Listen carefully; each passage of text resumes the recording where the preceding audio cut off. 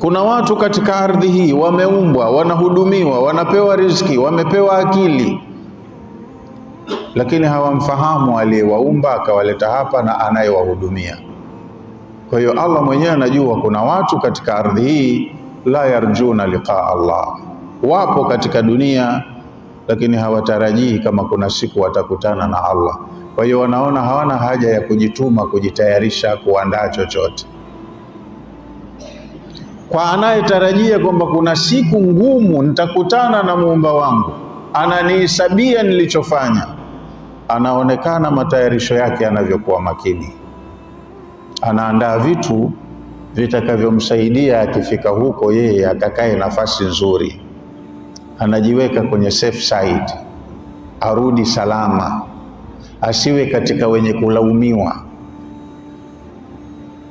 Lakini aya inasema kuna watu wazembe, la yarjuna liqa Allah, wapo duniani wanajisikia wamefika, hawatarajii kwamba kuna siku ya kukutana na Allah Mola Muumba.